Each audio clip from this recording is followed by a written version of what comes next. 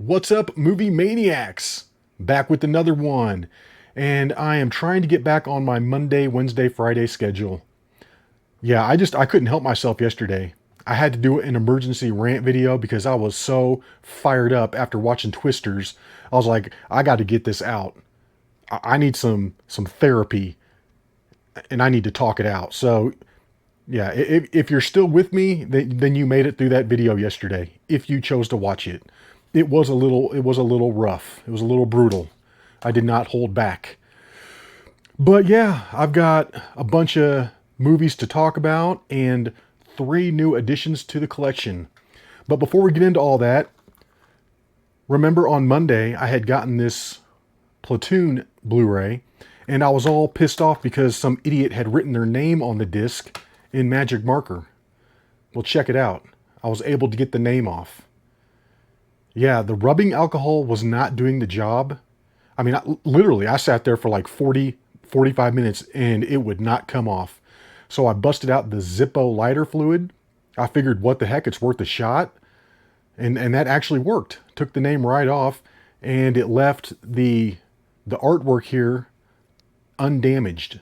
So that's awesome that I was able to salvage this because I really didn't want to have to buy this again. This was a perfect disc on the back, not a scratch on it. Nice case. Yeah, everything else was great. It just had that name written on there, which, like I said, that's no bueno. That is no bueno. But let's just get into the movie reviews.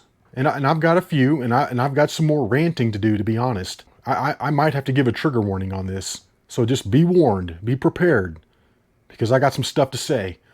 But after I had got done watching Twisters, I needed to put something in just to blow the stink off me from watching that Twisters movie. It was so bad and it pissed me off so much. I needed something that was going to put me in a good mood. So I busted out old school Air Force One with Harrison Ford and Gary Oldman. And I had not seen this in a while, but yep, this is what I needed. Just a nice, solid, patriotic movie. Made me proud to be an American. Yeah, this is just a good all-around movie. Nothing too crazy, but you know, it's good. It gives you good pride and it makes you love the president. I just wish people were like that these days, where they actually got behind the president. I mean, if something like this happened nowadays, half the country would have been rooting for the Russians to kill him. No joke. There would have been like 5,000 TikTok videos about how the Russians should have killed the president. But back when this came out in the mid-90s, people were still proud to be an American. People still loved the country. So you really didn't have to deal with that. So that made this a good movie to watch. Harrison Ford is a badass. He plays the president. And basically, I mean, it's almost like Maduro. At the beginning of this, they go in and they snatch this Radic guy, this Russian, I don't know what he is, he's some Russian leader, and they go in the middle of the night with a special ops team and they snatch him out of his bed. Kind of like Maduro. Same type of thing. And his people that were loyal to Radic, they want to get the president back. So they go after him and they hijack Air Force One. But this president is not backing down. He did not evacuate the plane like he was supposed to. He stayed there and he fought. And it's just a really good movie. Gary Oldman does a good job. Even though watching this back, I feel like he does overact a little bit. He'll just like yell his lines for no reason. It's like, oh, wow, dude. Yeah, you're really a great actor. But no, he is good. I like him. I think he's pretty diverse in his different roles that he plays. I mean, he goes from playing a pimp black guy in True Romance to a Russian terrorist in this. So he's got good range. But yeah, this is a good movie from the 90s. I like it. Like I said, it was just what I needed. And speaking of disaster flicks, you know, of course, Twisters is about tornadoes. But I also watched San Andreas with The Rock. And this was pretty darn good. Man, the special effects in this are outstanding. I mean, I know it's like all CGI, but it doesn't really look like CGI. It looks pretty legit for the most part. And oh my God, I mean, if you thought the buildings going down on 9/11 was bad, this is like that times 10,000. Just like the whole western seaboard gets destroyed. Everything on the San Andreas fault just gets annihilated. God, probably 5 million people die in this movie. It's insane. Buildings are falling down. Just everything is destroyed. Everything. But Yeah, this couldn't have been a cheap movie to make. This had to have cost quite a bit. I mean, there was just so much damage and stuff, just all over the place. Yeah, it was pretty good. I mean, it's over the top. It's kind of unbelievable. You know, him driving a boat around at the end, and then he finds his daughter trapped in this high-rise building, and the water's coming up. I mean, it's kind of over the top, but it was a pretty good movie. I liked it. I liked it a hell of a lot more than Twisters. I can tell you that. I would watch this 100 times again before I ever watched Twisters once. That movie sucked. But anyways, this is going to be the meat of the video right here. But I just got done watching all 4 of the Hunger Games movies. This does not include the prequel that came out. This is just the first 4 with Jennifer Lawrence, J-Law. My thoughts about these movies are all over the place. They're all over the place, from good to things that I just absolutely hated. So let's just start off with the good stuff first. I really enjoyed the first 2 movies. Hunger Games and Catching Fire, those were badass. I was like, oh, hell yes. Like, these movies are good. I was totally into them. Man, I mean, I just could not take my eyes off the screen. I didn't stop to look at my phone. Nothing. I was just totally into the movies because they were so good. But I do love Jennifer Lawrence. I think she played the role perfectly. She's just got that, you know, that strong aura. She's got that just, you know, no nonsense aura. You feel like she could do some of the things that she was doing. Like, she's just a badass. You know, I just love her whole character. I thought it was great. I loved her character in all 4 movies. Yeah, she was by far the best part of the movies. And then you got the 2 guys that were fighting for her. You got one of the Hemsworth brothers, and then the other guy, Peta. He was the baker, and his name was Peta. I imagine his specialty was pita bread. You're like, dude, that's lame. Pita bread? Well, I'm sure somebody came in there asking for some pita bread at some point in his baking career. I'm just saying, his name was Peta. It wasn't Peter, Peta. And he was a baker. Pita bread. We get the joke. Move on. Okay, I'm just saying, though. But yeah, between pita bread and Gail, his name was Gail. And speaking of names, he's always making fun of Katniss, calling her Catnip. Catnip. She should have called him Gay. Oh. Hey, what's up, Gay? Oh. Anyways, enough with the names. She was bouncing in between these 2 guys like a ping pong ball. Just back and forth. I love him. Now I love him. Now I love him. Back and forth, kissing both of them. It was always her doing the kissing, too. She'd always lean over and kiss him. But yeah, she was just back and forth. I'm like, you need to make up your mind. You're ruining both of these guys. Because you're Jennifer Lawrence. And I'm sure they both want you really bad. So don't be teasing them, okay? Don't be teasing them. And then at some point in the 4th movie, I don't mean to jump ahead, but Pita Bread was like, yeah, and we were lovers. He says that they were lovers. When were you guys lovers? Did I miss that? Was that in the unreleased director's cut that I didn't see? All I saw you guys doing was kissing. I didn't see no lovers, okay? But he says they were lovers. I'll take him at his word. She didn't seem to dispute the fact when he said that. But yeah, I thought the first 2 movies were badass. The whole Hunger Game idea, man, I just thought they did such a great job on those movies. They did have some diverse characters, but it wasn't like super woke in your face, just, you know, over the top, just DEI in every scene. It wasn't like that. It was like a normal movie. Yeah, like I said, it had some black characters and it had women and it had all this kind of stuff, but it wasn't like in your face, just ridiculous. So I liked those. The only thing I really didn't like in the first movie was when they spawned those big, like, pit bull dog things at the end to kill off the last contestants. I thought that was hokey. I was like, you're just going to make these monsters up just to kill off the last people? Kind of goofy. I didn't really like that aspect of it. I thought they should have just battled it out. You know, found a more original way to end the fight. But when they were on top of the cornucopia, and the one kid had PETA, like in the chokehold, and she's like got the arrow pointed at him. I was like, dude, shoot him with the arrow, and then I want PETA to like lift him up over his head, like, you know, pro wrestling style, and just like throw him like 20 feet. because he's like, the big strong guy. He can throw stuff. I wanted that to happen. I wanted him to show off his strength at the end by lifting the guy up and just tossing him. But that didn't happen. She shot him in the hand and then he threw him like off the edge. So, I mean, I guess he did show some of his strength, but I wanted it to be like over the top. I wanted to like pick him up over his head and be like, "Roar!" and just chuck him like a sack of flour. But that didn't happen. Elizabeth Banks' character, she comes in looking like a drag queen. I'm like, who is that? I'm like, is that a guy or a girl? Is that Johnny Depp? What is going on here? I can't even tell what that is.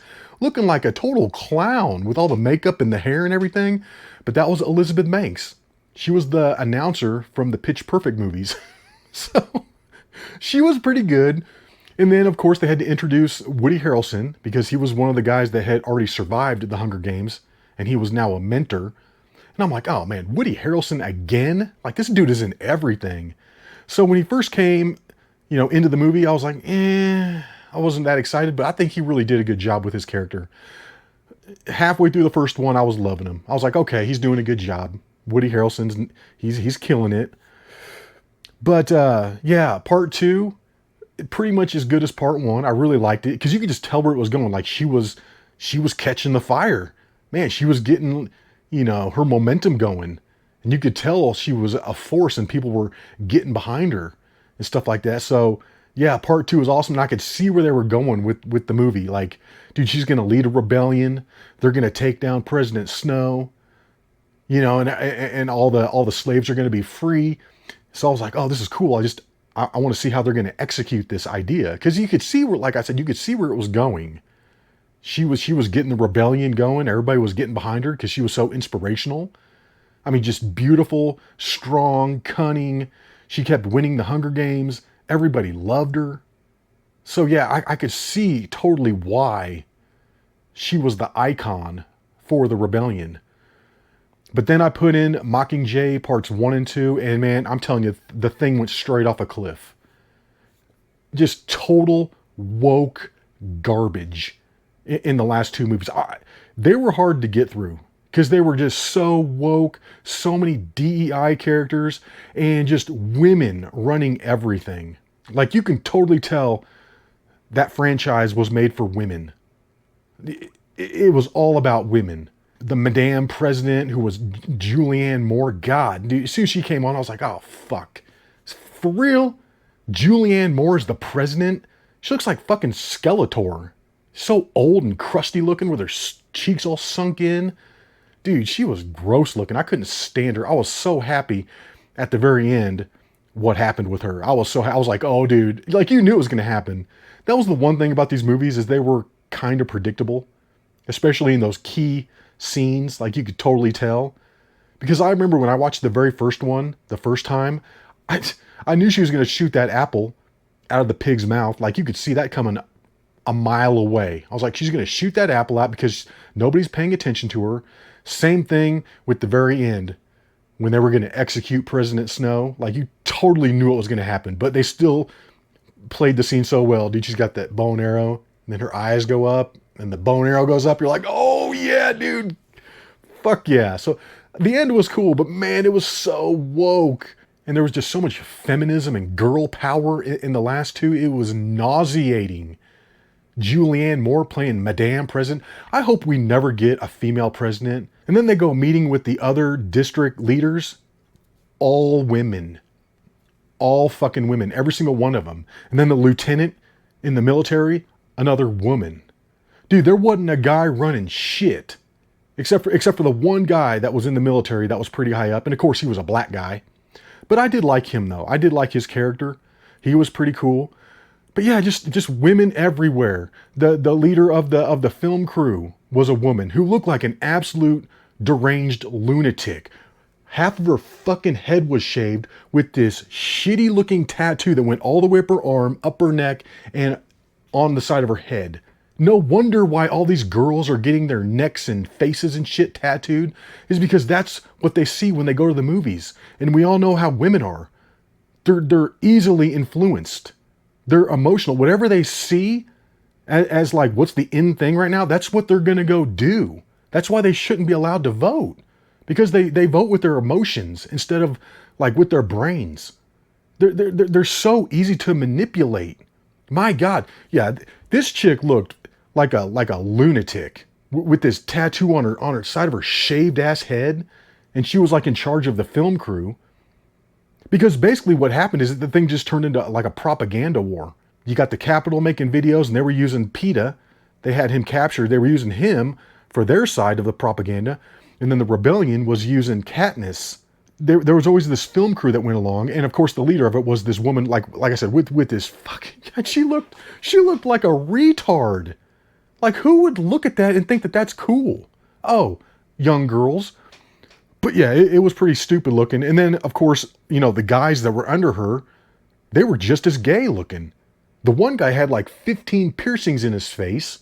The black guy, he had piercings all over his whole face.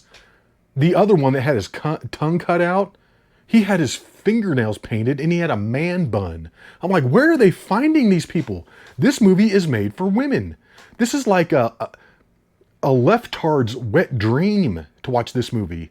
It's movies like Mockingjay Part 1 and 2 that give these leftist, socialist, communist people this main character syndrome where they think that they can go out and fight the fascists, and we're going to go fight ICE, and we're going to go battle on the streets. Yeah, I was there for the Battle of Starbucks. Were you? I got sprayed in the face with mace. Wow. Oh my God, I'm a casualty of war.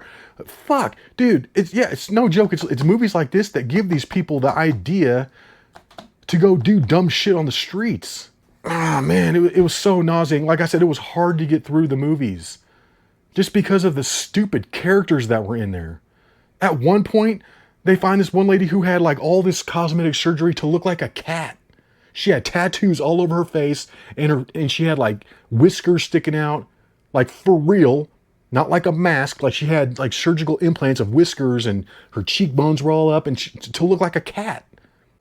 It's like no wonder why society is so screwed up now, and we have people that actually think they're cats and they need to shit in a litter box and stuff like this because they see these lunatics in the movies. God, like I'm telling you, man, this movie was for lefty women. I feel like that was the main audience for this. Lefty women who hate everything about order and society, and they just want to burn it all down. They just want to destroy everything. You just want to burn it down. Okay, you're not in the Hunger Games. You're not a slave. Nobody forced you to go kill other people. Okay, people nowadays, you're free. You live in the best country on earth. You have everything. You got a $1,200 iPhone in your pocket. You got a $6 coffee in your hands. Okay, you're not a slave. You're not like the people in the movies. Okay, just enjoy what you have. Quit being upset about everything. You're like, what the fuck are you even talking about? I don't know. I'm just saying. I feel like there's a lot of what's going on in this movie going on today. People trying to just fight the system because they don't like it. Okay, but it's not the same thing. And then at the end of part 3, they announced that the movie was dedicated to Philip Seymour Hoffman. I didn't even know he died. And he must have died a long time ago. I mean, like 10 years ago or something. That movie came out, I think, in 2015. So, wow, I didn't even realize that.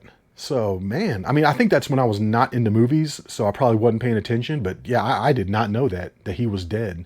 That sucks. He's actually a good actor. And then part 4, it was just more woke shit. It was just like part 3. It was just as woke. We start off because Katniss had got strangled and her neck was all screwed up. And of course, the opening scene is her with the doctor. And of course, it's a black woman as the doctor. Because all doctors in movies are black women. Because they have to project that onto society. Because guess what? It doesn't happen in real life. There aren't that many black doctors, okay? There aren't. You have to be smart. You have to pass tests. You have to pass classes. And that shit doesn't happen. That doesn't exist. But in movies it exists. Like if an alien came down and watched any movie, they would probably think that all doctors were black women, because that's all that's shown in movies. They're all black women, it's just more annoying bullshit. More annoying bullshit. Of course, the person that gets to be president at the end is a black woman. They had to elect a black woman. I'm black womaned out. Okay, I'm tired of black women. I could just see it if they made a part 5. Oh, we had to kick that president out because guess what? They were stealing all the funds for themselves and taking luxury trips on the taxpayer's dime. I could just see that happening in part 5 because anytime these black women get into positions of power, that's what seems to happen. They get busted for some kind of corruption or theft or lying or some crazy shit because they just can't fucking help themselves. It's never enough for those people. It's never enough. They always want more. Real quick, retroactive trigger warning. I couldn't stand the last 2 movies. Man, they sucked so bad. Both of the Mockingjay movies, terrible. Except for Jennifer Lawrence, dude. I think she did a great job throughout. Like I said, I liked her character. I liked the way that, you know, she didn't want to see people getting killed. And I can totally understand that because she didn't ask for any of the stuff. She did not ask for any of it to be happening. And it was just a shame that, you know, her sister got blown up at the very end. I mean, she did all that stuff to protect her sister, only to have her sister get blown up at the end. And basically a false flag attack, which is totally believable. I mean, it was crazy though how the whole war was just like a war of propaganda. Like who could make, you know, a video to persuade the people this way or that way. It was just all propaganda video and trying to manipulate people's minds. I feel like that's completely what's going on right now with like TikTok and YouTube and stuff like that. These people just sit there and they're on it all day long and they get stuck in their little personal algorithm. And you got some people over here in this little bubble and you got other people over here in this little bubble and their realities do not match up at all. You know, like the woman that murdered her 3 children. You know, you've got all these women out here trying to defend her. Like, oh, you don't understand what it's like. She murdered her 3 children. What the fuck is there else to talk about? But they're like, oh yeah, but you know she's in a wheelchair. You know why she's in a wheelchair? Because she jumped out a window. Good, I would have fucking pushed her out. Push that bitch. I'm glad she's in a wheelchair. Dude, she needs to suffer. She murdered her 3 children, killed them, and you've got all these women out here defending it. Like, so that's what I'm saying. Just people are off in their own little world now, and it's just all due to propaganda, to videos and stuff like that, which is pretty much what these movies were about. So I thought that was a pretty interesting angle, was the fact that they were just, you know, showing that aspect of war. And my final take on the Hunger Game movies is that I felt like they had a little bit of a Star Wars feel to them, with the rebellion taking on the Empire, same type of thing. I felt like there were just a few parallels. I almost felt like I was watching it like in a weird way, like a Star Wars movie in certain scenes. So it was, like I said, they were okay. I really enjoyed the first 2, and I didn't really like the last 2. It is what it is, but I'm glad I saw them. Let's move on now to the new additions to the Blu-ray collection. I've only got 3. First one, Animatrix. And this now completes my Matrix Blu-ray collection. I've got all the movies and now the Animatrix. Which is crazy because I've already got like 2 copies of this on DVD. I've got the standalone copy, and then I've got another copy that came in this big box set. But I'll probably never even watch this. But I found it for like $2, so I thought I'd go ahead and get it. The only thing I really don't like is this super thin case that it came in. I don't like these at all. I don't like these at all. However, if I had to get a thin case movie, this would be the one, because it's going to slide right in next to my Matrix box set, so it won't look that bad. But yep, Animatrix collection complete. Next on the list here, Mortal Kombat. Yeah, people have said that this is a good movie. I had a buddy who was like, dude, watching the new Mortal Kombat, this is pretty good actually. So I was like, oh, for real? Okay, I'll keep my eyes peeled for it if it comes through. But this is a newer movie, so I'm afraid it's probably going to be woke and stupid. Hopefully not. Hopefully it's good. But I got it for a really cheap price, and it came in perfect condition. Excellent slip cover here. And the movie is unopened, brand new. I think I got this for like $4. Like $4 or $5. So yeah, I thought that was a good deal. I'm kind of excited to watch this. However, like I said, I'm kind of scared. I'm kind of scared. if a black woman wins the tournament, I'm telling you what, you're going to get another rant video. You're going to get another R-rated rant video. But moving on to the very final edition, and this one's cool. I'll save the best for last. Check it out. The Godfather, the Coppola Restoration Trilogy. This has got all 3 movies, plus a bonus disc. So there's 4 discs in total. And I got this for $5. I was like, hell yes, $5, dude, that looks awesome. And the dude that sent this to me did an amazing job of packaging it. Dude, it came in mint condition. Look at that. All the corners are looking crispy. I'm not kidding. If I ordered this thing from Amazon, it wouldn't come in this good of condition. Really nice. The case is functional. It's not cracked. It's not broken. It snaps together. The discs are in great condition. Yeah, this was a hell of a pickup for $5. I couldn't pass it up. And I'll tell you what, I'm knocking these franchises out. I have collected so many movie collections, like, you know, the whole series of movies on Blu-ray. There's not many left. There's a few I'm not even going to get. Like, I'm not messing with the Transformers movies. I can't even stand those. I probably won't get the Fast and the Furious movies. Those aren't that great. And there's a few others. Really, the only one that I'm looking to get is maybe the Austin Powers. And then also that Ip Man movie I bought the other day. I thought that was the first Ip Man. But no, that was Ip Man Kung Fu Master. That was like probably the 5th or 6th movie in the series. I was like, what? This isn't the original one? I thought it was the original. So I'm going to have to go back and get Ip Man Part 1. I just ordered Ip Man Part 4, so I'm gonna have to get 2 and 3, and then there's a few other ones with different names. But I went way over the budget yesterday. I was scrolling through in the evening, because that's when all the good stuff drops. And I'm not kidding, I just kept finding awesome deal after awesome deal. I was like, fucking shit. I was like, I'm gonna have to buy all these. So I spent a bunch last night, but I got some cool stuff on the way. I can't wait to get it. Yeah, I got some ones that were high up on my wish list. So I knocked those out, but real excited. Should be getting some awesome stuff here in about a week. But anyways, guys, this video is getting long, so I need to wrap it up. Hopefully you enjoyed it, and until the next one, y'all, peace.